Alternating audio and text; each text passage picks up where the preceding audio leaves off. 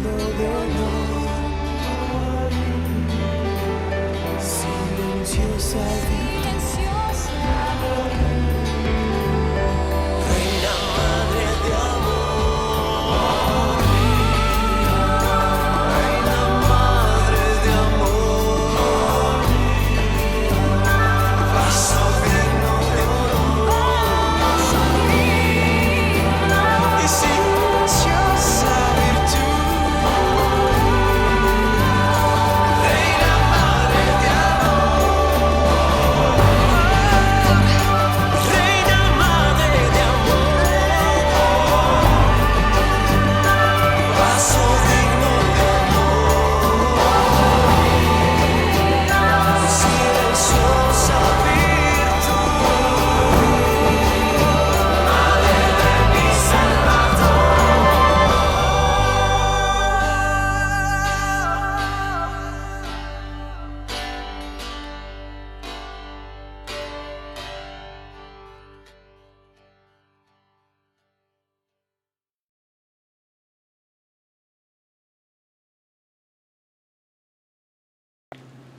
Bienvenidos, queridos hermanos, este es su programa de estudios bíblicos del Ministerio de Apologética Siloé.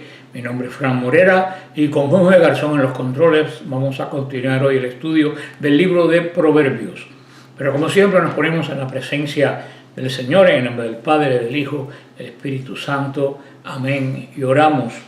Padre bueno, provéenos con los dones del Espíritu Santo, que el santificador venga sobre cada uno de nosotros y abra nuestro corazón, nuestro entendimiento, nuestra mente al poder de sus dones y de sus carismas para poder entender la palabra de Dios y construir el reino de Dios.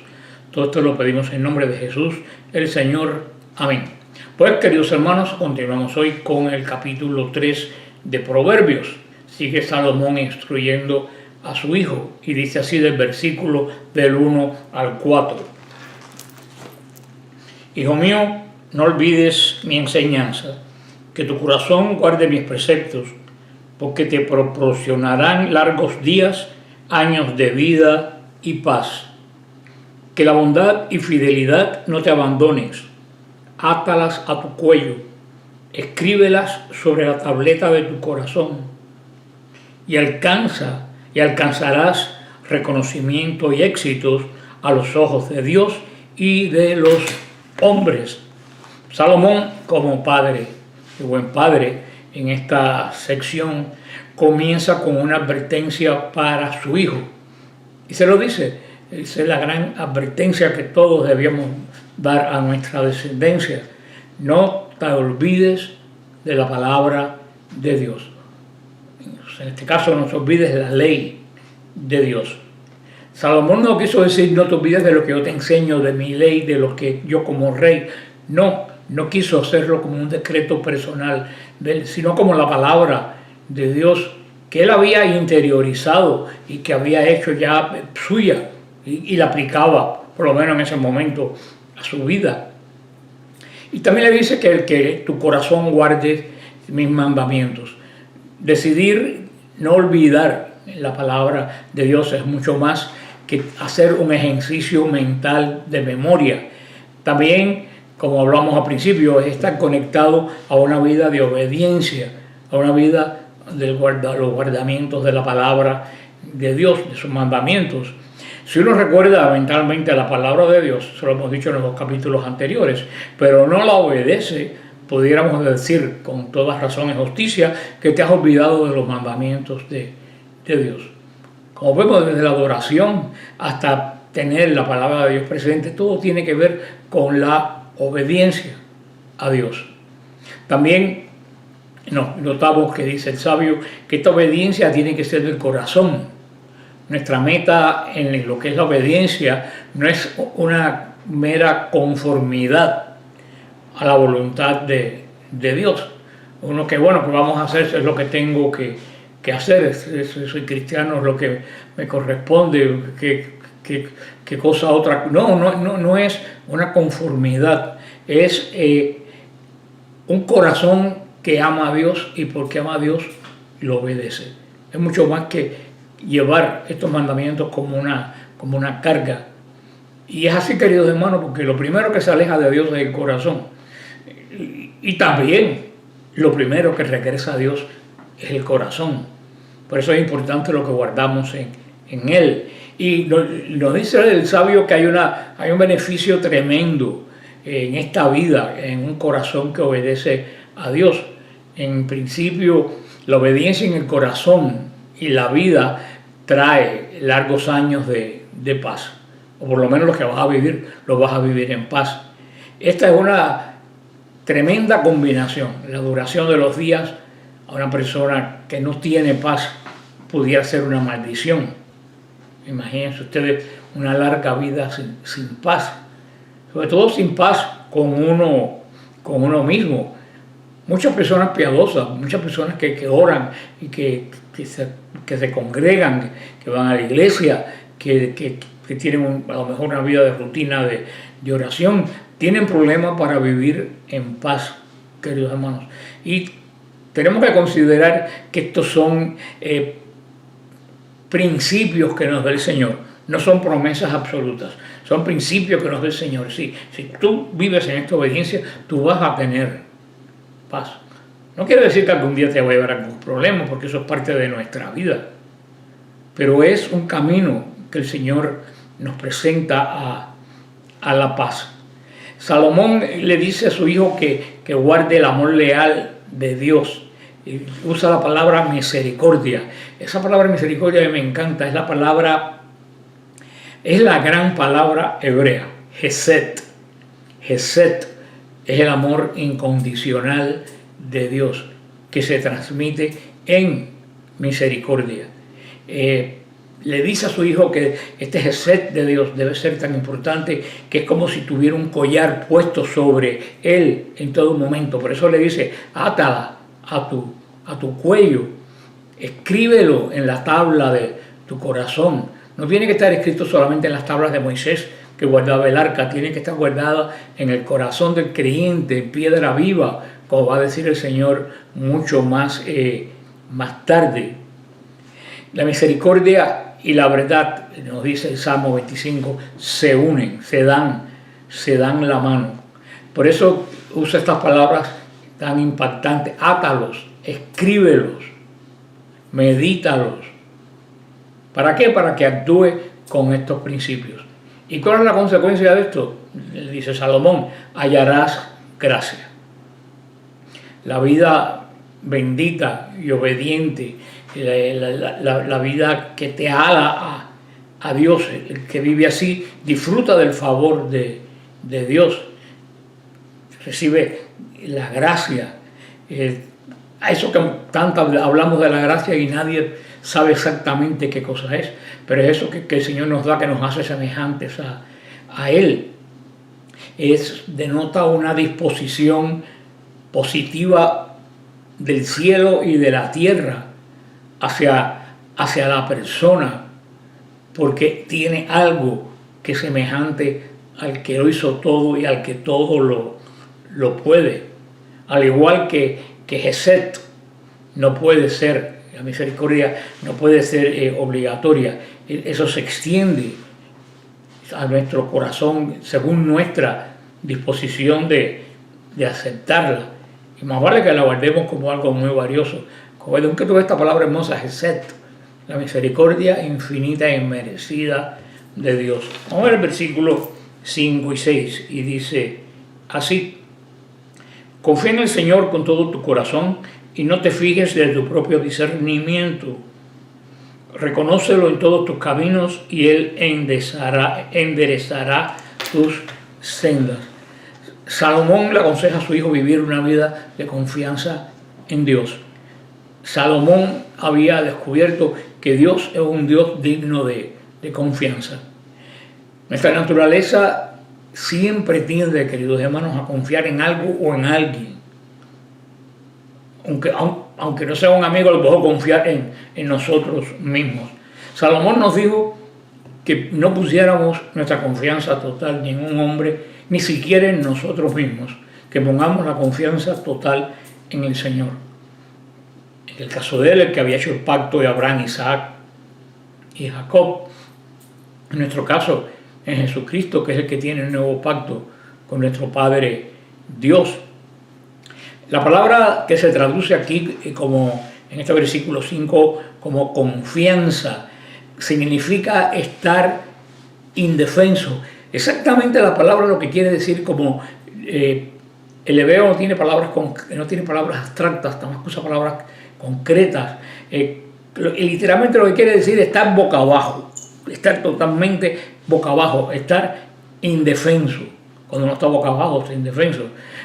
Así, estar boca abajo delante de Dios, esperándolo todo de Él, como alguien que está, un soldado derrotado que cede ante el general y depende de la orden que dé el general para levantarse del suelo donde ha sido derrotado.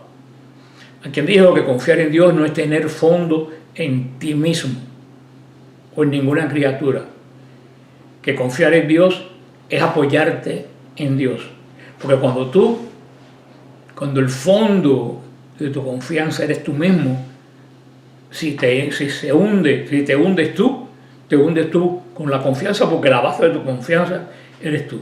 Pero si la base de tu confianza es Dios, aunque tú te hundas, siempre la base nunca se va a hundir y va a estar sobre Dios. Y ni hablar de confiar con otra persona. Las personas que viven la vida entera poniendo su confianza en otras personas, hermano, son muy fáciles de que se hundan.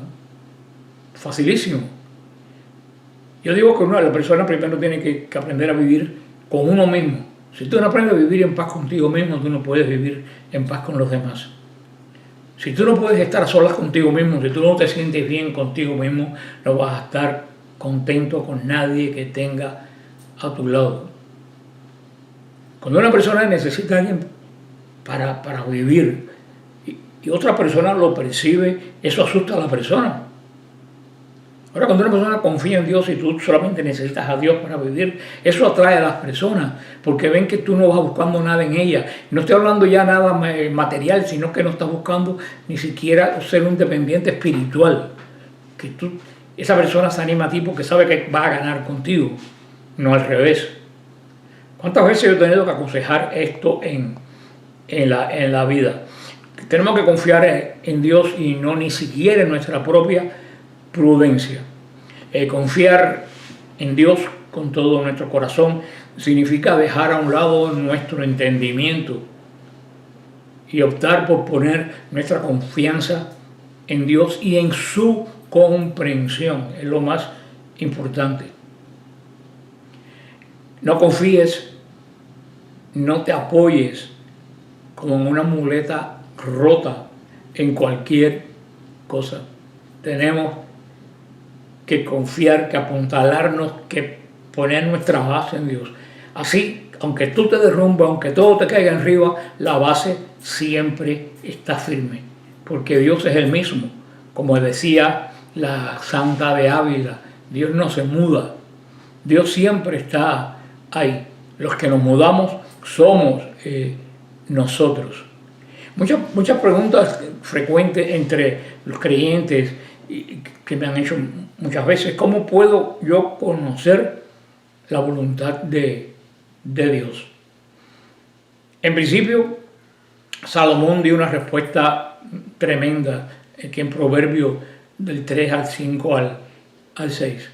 Cuando nosotros decidimos poner nuestra confianza en el Señor, nosotros decidimos no confiar en nuestra propia comprensión, sino prestar atención y darle prioridad a la palabra de Dios que nos ha sido revelada. Nosotros decidimos reconocer y honrar a Dios en todo lo que nosotros hacemos. Cuando nosotros hacemos estas cosas, hermanos, podemos estar seguros que el Señor va a dirigir nuestros caminos. ¿Cómo yo sé cuál es la voluntad de Dios? Por supuesto que confiando en Él y estar atentos a su palabra, tal como un juego de básquetbol o de béisbol, el catcher, el pitcher, todos están atentos a la señal uno del otro para actuar. Así tiene que estar el creyente atento a la señal de Dios para su vida.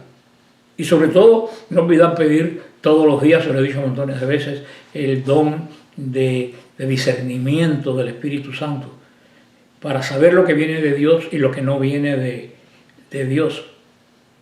Esa es la forma segura para saber la voluntad de Dios, que muchas veces uno dice, ¿esto vendrá de mí o vendrá de Dios?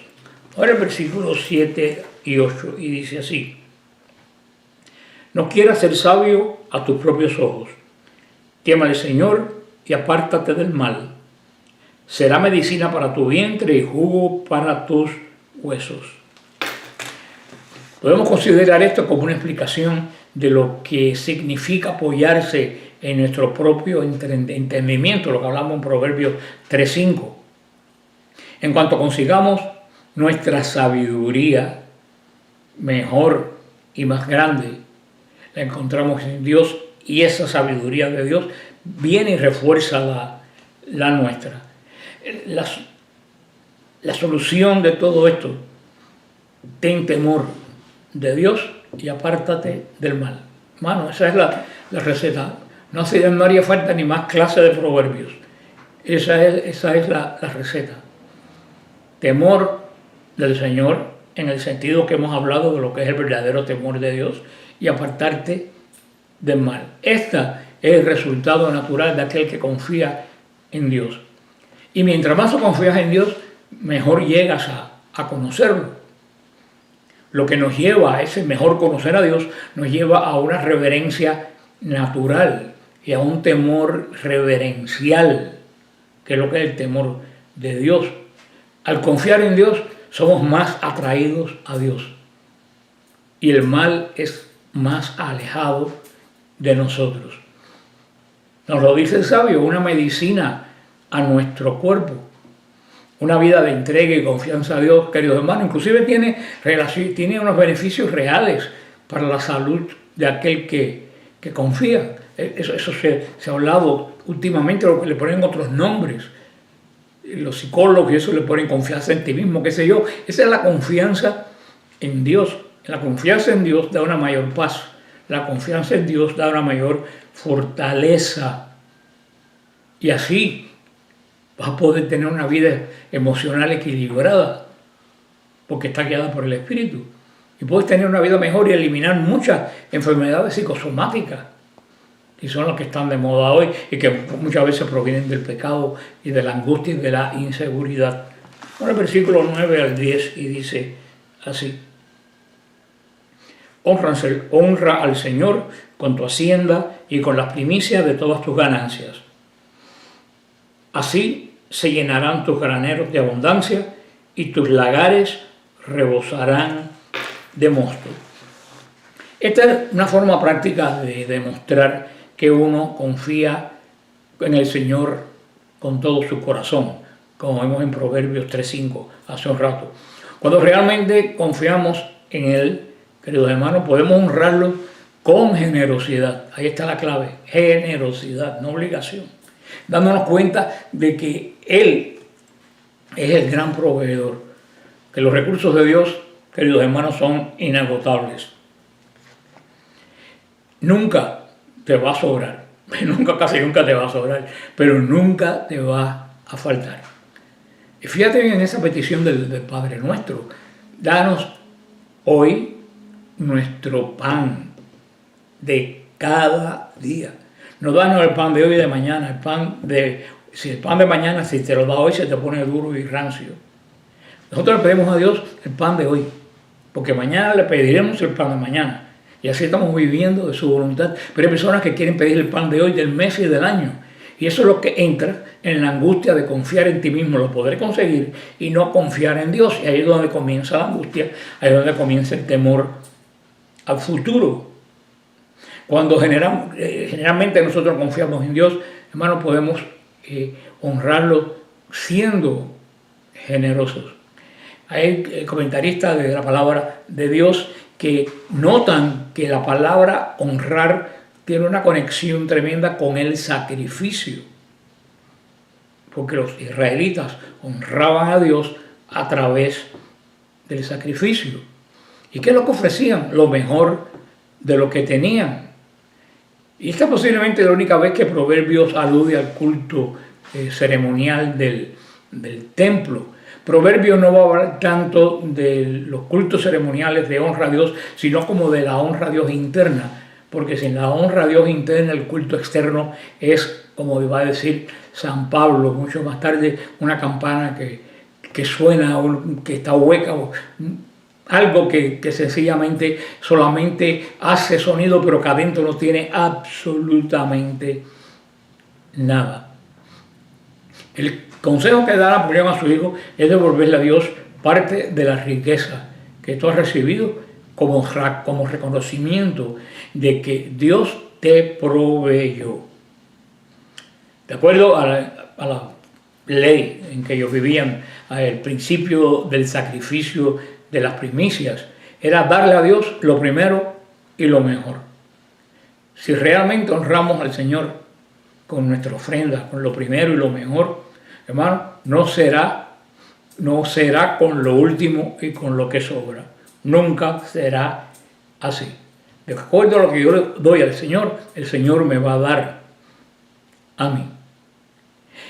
Y no estamos hablando del diezmo, que las iglesias, otras iglesias y sectas han hecho de eso un negocio de mantenimiento de familia. Estamos hablando no solo de dinero, que también es necesario para la iglesia, solo que nosotros en la iglesia le llamamos mayordomía. Y San Pablo el Nuevo Testamento no habla de 10%, estamos en la nueva ley. En la nueva ley San Pablo dice que tú das lo que tu corazón agradecido te impulsa a entregarle al Señor, que muchas veces más del 10%, queridos hermanos. El 10% es un límite a la avaricia humana. O sea que nosotros debemos darle al Señor en la iglesia, porque la iglesia tiene necesidades, la iglesia tiene cosas que pagar, cosas que cumplir, gente que ayudar. Tenemos que ser generosos. Los católicos no somos generosos con la iglesia. Mucho que nos gusta pedir, pero poco que nos gusta dar. Y yo lo primero que hago con los domingos en mi iglesia cuando voy es ver en las noticias que ponen las donaciones del domingo anterior. El servicio, hermano, es increíble. Siempre lo digo en todas las iglesias que he estado haciendo lo mismo. La misa primera del día, que van, la mayoría son personas mayores de habla inglesa norteamericana, muchas veces dan mucho más que la misa latina, que es la última por la tarde, donde se cuatriplica el número de las personas que van a la primera de por la mañana. Y eso yo siempre lo miro porque yo digo, no aprendemos. Pero no solo estamos hablando aquí de dinero. En principio de las primicias, si venimos al nuevo pacto, es darle a Dios en anticipación, pudiéramos decir.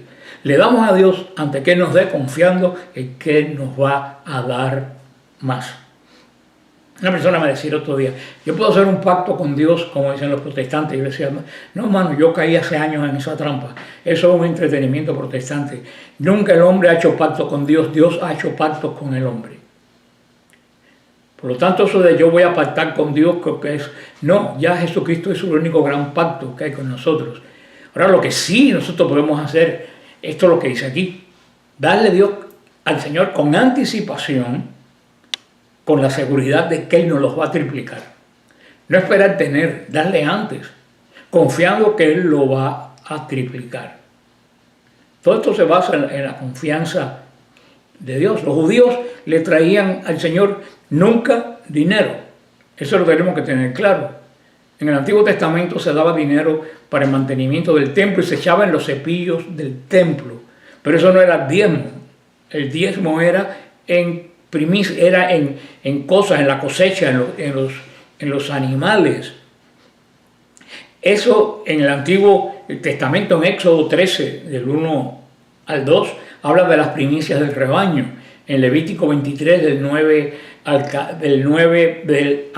14, habla de la primicia de los campos.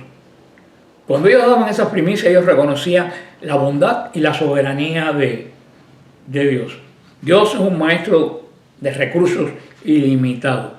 Él sabe cómo prosperar, cómo cuidar aquellos que lo honran a Él. Y como les decía, la Biblia no habla nunca de dinero, en lo que es diezmo.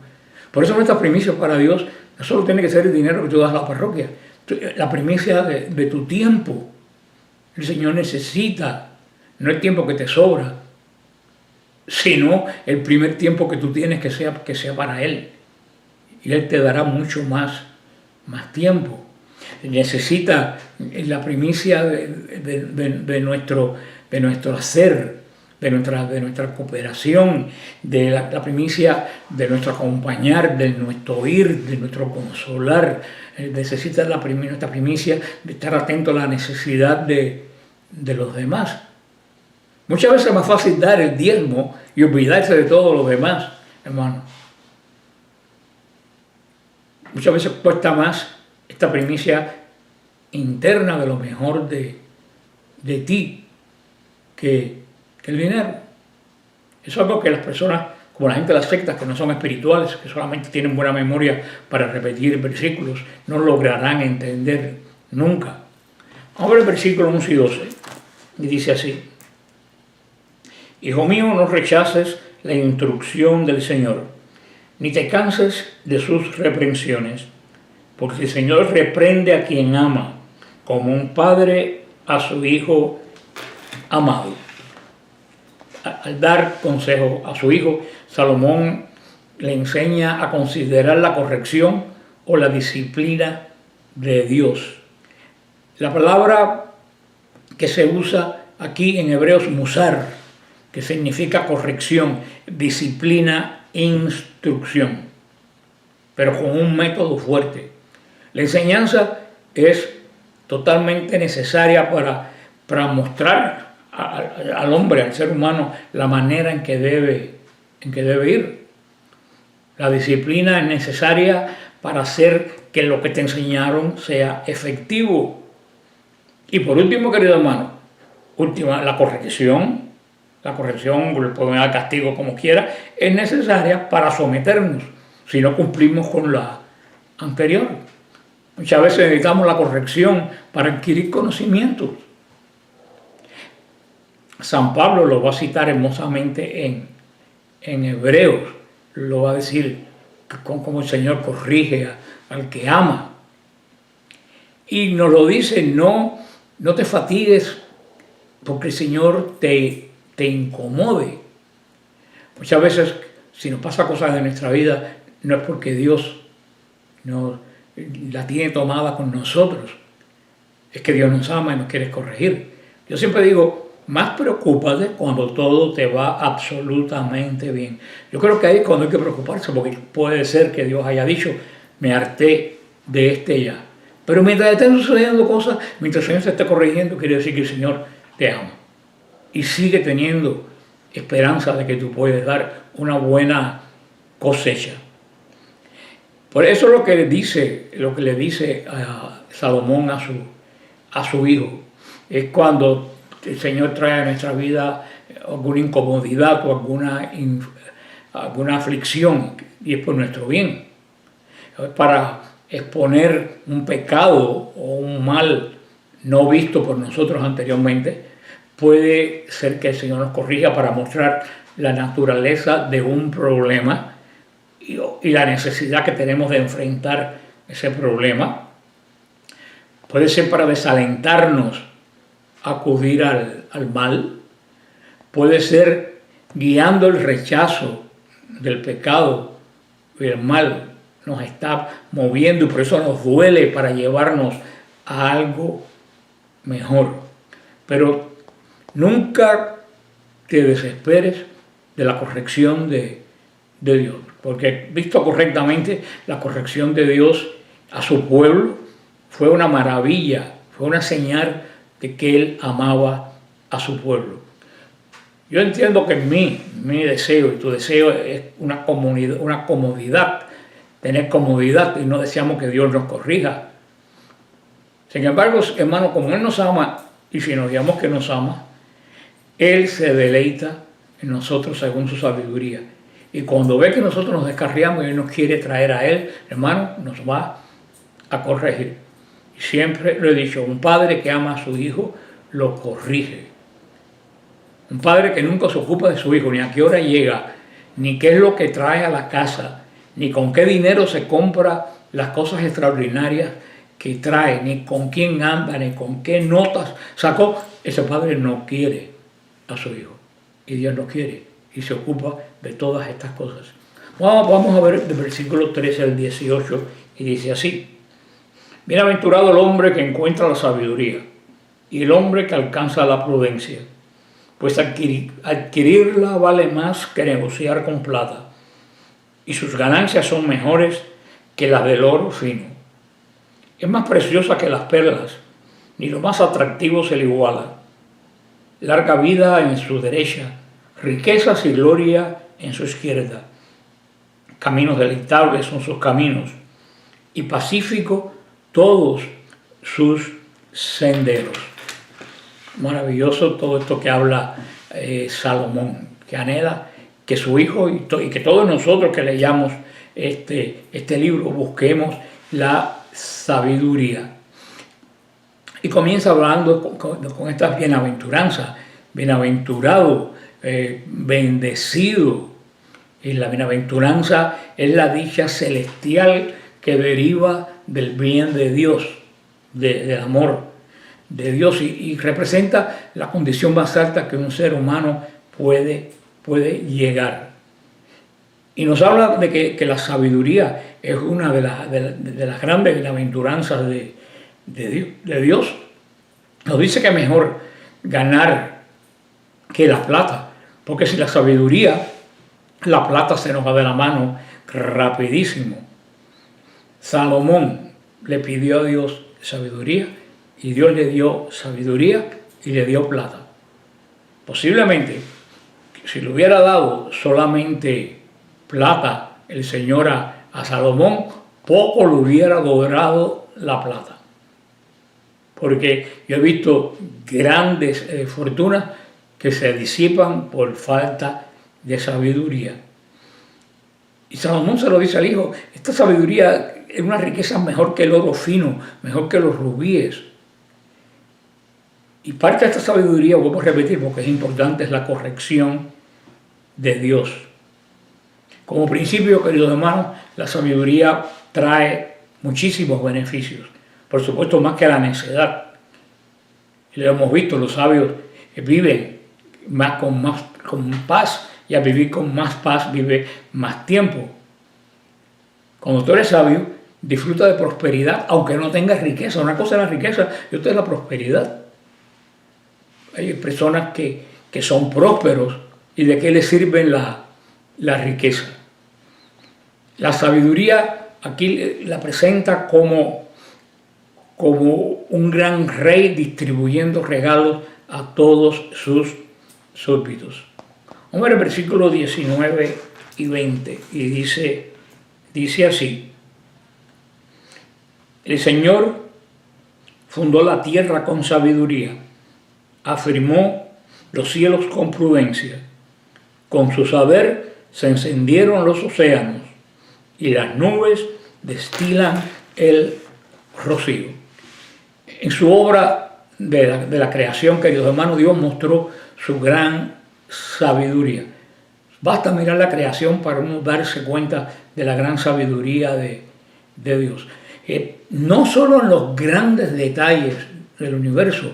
Muchas veces la sabiduría de Dios se ve más en los pequeños detalles de la creación. Queridos hermanos, el universo y yo soy un gran admirador del universo, el universo que nos rodea, hermanos, tiene la huella de Dios, tiene el diseño de Dios. Vamos a leer ahora el versículo 21 y 22, y dice: Hijo mío, no lo pierdas de vista, conserva la destreza y la sagacidad, serán vida para tu alma y gracia para tu cuello. Salomón le dice a su hijo sobre la importancia de estar atento constantemente a la sabiduría. Y no solo a la sabiduría, a la discreción de Dios. Esto requiere no solo una diligencia, estar atento de esto en la vida, sino un corazón que esté dedicado no solo a conocer la sabiduría, sino la discreción. Y como les dije anteriormente, esto de la discreción es muy importante, saber qué yo tengo que decir, cuándo lo tengo que decir, cuándo, aunque tenga razón, debo callar. La discreción es algo muy importante en la vida del cristiano y en la vida de aquel que quiere dar un testimonio y construir el reino de Dios. Si se hace estas dos cosas, dice Salomón a su hijo que él va a tener una bendición, va a tener un beneficio real en su vida. La vida va a tener mejor calidad en cuanto a relaciones humanas, y al tener buenas relaciones humanas vamos a tener más tranquilidad en el alma, que es lo que necesitamos para vivir en aquella época y hoy. Vamos a ver el versículo 23 y 26, y dice: así recorrerás confiado tu camino y no tropezará tu pie. Cuando reposes no tendrás miedo, cuando te acuestes será dulce tu sueño. No temerás el terror repentino ni la tromba de los malvados cuando irrumpan, porque el Señor te dará confianza y guardará tu pie de la trampa. Sigue diciendo el gran sabio que como un principio, y ese es un principio fundamental que evidentemente este rey tenía en su vida, Dios guía a los que honran la sabiduría de Él. Dios honra a aquel que quiere ver las cosas del mundo a través de los ojos de Dios. Y le dice que el que hace esto, pues va por caminos de seguridad. Como no va por caminos de seguridad, si no vas a estar andando tropiezos por el mundo, desde que tú ves la historia, desde que tú ves tus relaciones a través de los ojos de Dios. La vida, una vida sabia desde el punto de vista de Dios, puede librarnos del temor, y ya del temor real, no del temor a Dios, que es otra cosa. Hoy en día vivimos con temores, vivimos con una cantidad de temores tremendos. ¿Por qué? Por esta ansiedad con que nosotros vivimos y la inseguridad del futuro. Tenemos temor absolutamente a todo, inclusive dentro de la iglesia tenemos temor. Por eso que cuando uno pone su seguridad, su confianza en Dios, ese pavor que hay veces que nos entra, ese susto repentino, o los problemas que tienen los impíos, las personas que no solo no conocen a Dios, que no les importa y lo rechazan, se pueden evitar, porque ya tú te das cuenta que hay cosas que te trascienden, que hay cosas sobre las cuales tú no tienes control y que solamente puedes descansarlo en las manos de Dios. No hay nada más complicado que el sueño, créame, de los malvados. Y una persona que tiene mala conciencia definitivamente no puede vivir porque desconfía absolutamente de todo, porque piensa que todo el mundo es exactamente igual que él. Vamos a ver el 27 al 30, dice así: no niegues un favor a quien lo necesite, cuando esté en tus manos hacerlo. No digas a tu prójimo, vete y vuelve mañana y te daré, si tienes en este momento. No digas a tu prójimo, no maquines mal contra él, mientras él vive confiado contigo. No pleitees con nadie sin motivo si no te ha hecho agravio. Muy interesante estos consejos para la vida, inclusive para nosotros. Vuelvo a repetir, lo bueno que tiene la palabra de Dios es que nos es tan útil a nosotros como al hijo de Salomón. Aquí da el rey sabio unos ejemplos clásicos de lecciones de sabiduría.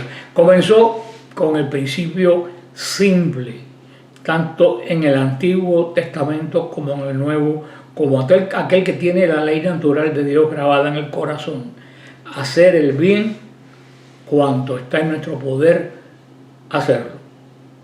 Eso es básico en todo ser humano, porque somos imagen y semejanza de Dios. Aunque no conozcamos a Dios, eso es lo que se llama la ley natural, esa ley que no viene de un conocimiento de Dios, que no viene de los mandamientos, que no viene de una enseñanza que se nos ha dado de personas, inclusive de las personas que fuera de la civilización, como le decimos, salvajes, que no conocen a Dios. Tiene dentro de sí algo que dice que es bueno y que es malo, porque todos somos criatura e imagen de Dios, aunque somos perfeccionados por la adopción en las aguas del bautismo, que no decir de nosotros.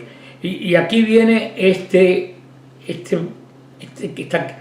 clave de todo ser humano, que solamente la maldad es quien lo hace derivar a otras cosas.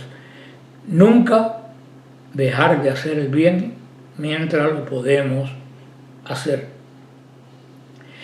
Si una persona tiene una necesidad que es apremiante, no esperar al día siguiente. Tú no sabes qué puede pasar con tu alma, con la de aquí al día siguiente. Una persona que tiene necesidad, ya sea espiritual, ya sea material, ya sea moral, ya sea física, lo que sea, debemos nosotros salir al encuentro inmediatamente y hacer todo lo que está de nuestra parte. Pero hermano, el bien que debemos hacerlo de inmediato, mientras exista la posibilidad de hacer el bien.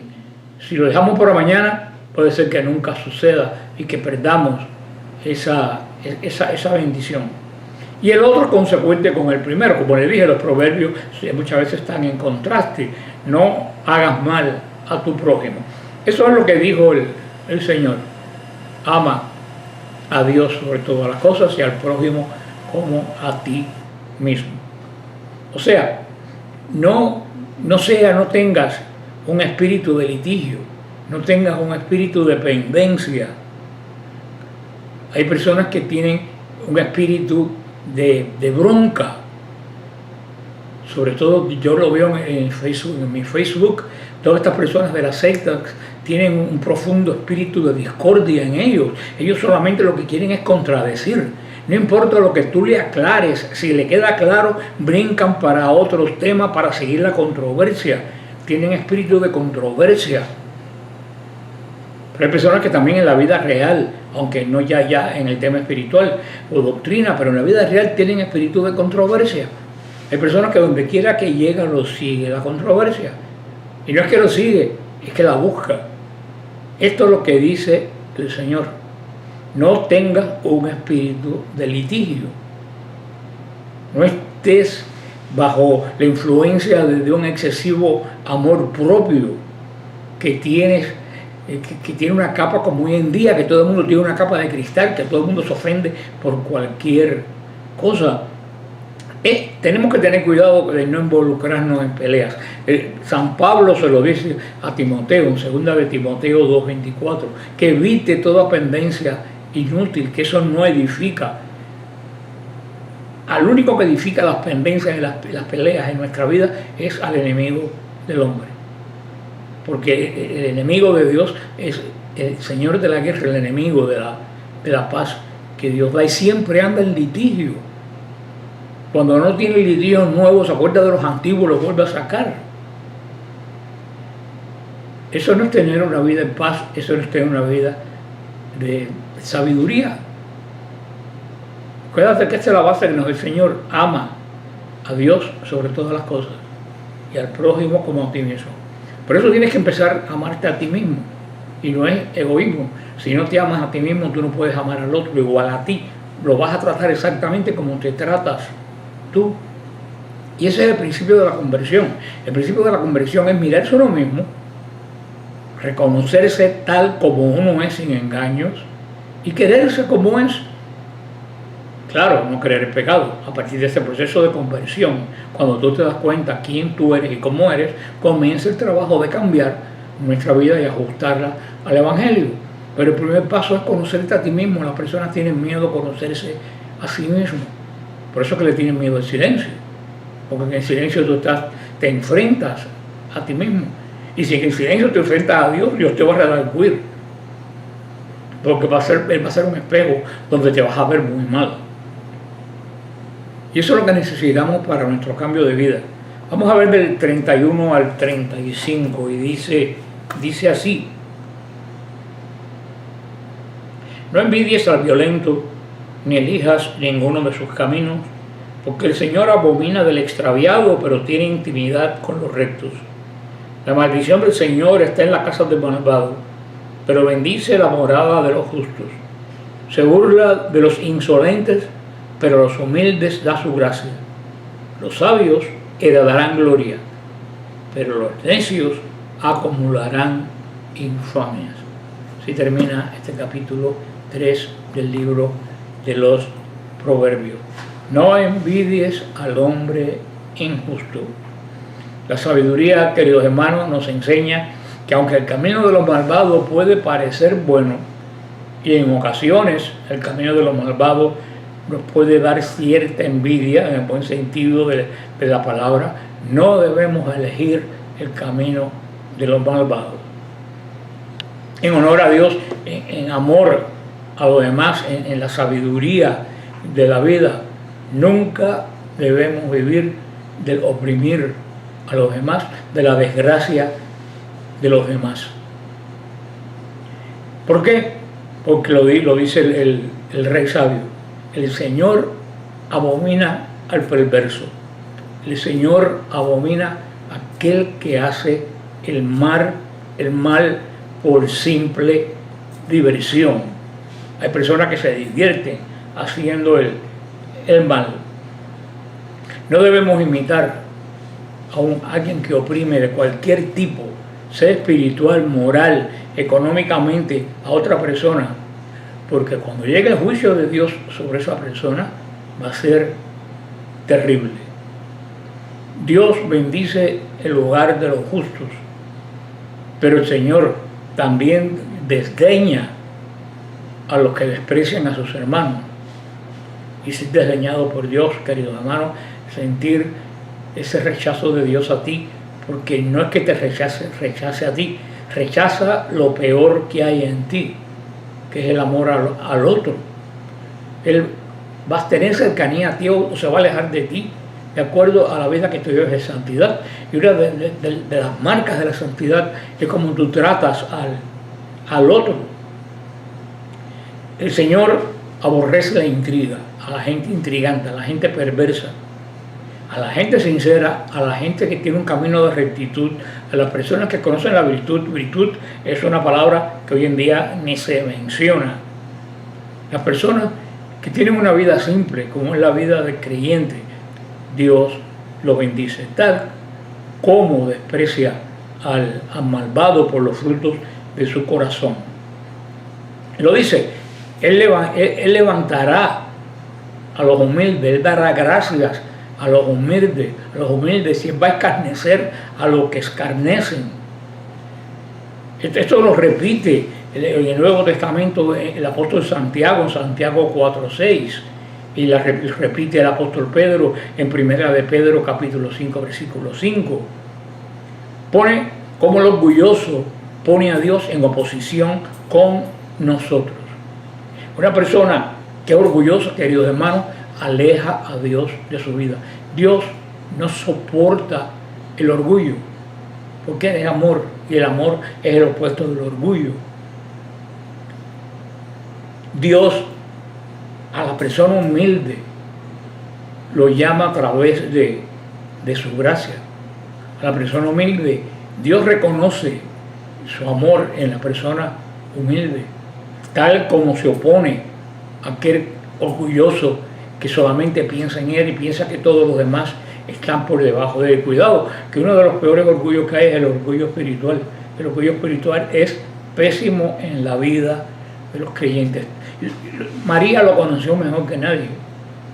Si tú quieres recibir la gracia de Dios, no queda otro camino que el camino de la humildad. Pero la humildad sincera, porque hay una falsa humildad. Hay una falsa humildad que es soberbia. Hay personas que dicen, yo soy la persona más humilde del mundo. Ya se están poniendo por encima de los demás humildes. No. La justicia es, Santa Teresa lo decía, la justicia es la verdad. Pero siempre sabiendo quién soy yo y de dónde viene lo que yo tengo. Salomón habló de la sabiduría y de la humildad estrechamente relacionadas una con otras. Aquellos que tienen suficiente sabiduría como para ver a Dios como realmente Él es, se va a dar cuenta inmediatamente cómo es uno mismo. Y eso va a ser camino de este proceso de la humildad, que no es fácil. Como le dije, Santiago y Pedro citan la traducción de la Septuaginta de este versículo que acabamos de leer, pero en el traslado de las palabras al latín se suavizó la fuerza de la frase hebrea.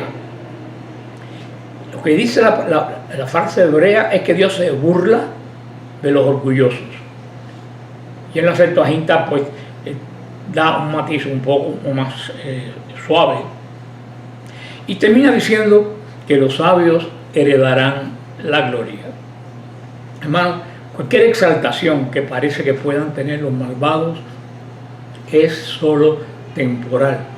El mal nunca tiene la última palabra.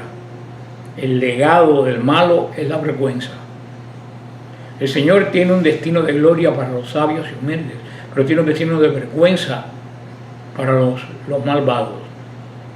Un malvado nunca heredará la gloria, que es donde vamos a pasar nuestra eternidad. Tontos son aquellos que quieren ganar cosas que se van a deshacer en unos pocos años y van a perderse la verdadera vida, que es la vida que no se acaba, porque esta de nosotros en un momento se puede acabar. Todo esto te lleva en el camino de la sabiduría. Dos caminos, antes y hoy. El camino de la sabiduría de Dios y el camino del malo, el camino del tonto, el camino de la vergüenza de los rápidos. Ojalá que el Señor nos dé sabiduría para escoger por el cual vamos nosotros a transitar. Les recuerdo que el 7 de noviembre al 17 nos vamos a Tierra Santa con el Padre Javier Oliveras Rabasi y con mi amigo Santiago Larcón. Vamos a tener una hermosa peregrinación en la tierra del Señor, una peregrinación única. Todavía hay puestos todos los datos que ustedes puedan tener, lo encuentran en peregrinacionessiloe.com. Peregrinaciones Siloé, todo junto. Peregrinaciones Siloé, con 2 S. Peregrinacionessiloe.com. Ahí van a la foto de nosotros tres, dan clic y con la página que están todas las descripciones. Si vas al medio de la página vas a ver un cintillo que ahí te dice costo, qué incluye, qué no incluye, qué debes tener, qué debes llevar. Está toda la explicación. Si te queda alguna duda, está el email que yo contesto diariamente ahí, y hay un WhatsApp donde también puedes escribir. Ojalá, como dicen los judíos en la Pascua, nos veamos en Jerusalén. Solamente me queda decirle, como siempre, que el Señor los bendiga, los guarde y los mantenga sobre la roca. Aquí está la promesa de que las puertas del infierno no prevalecerán. Amén.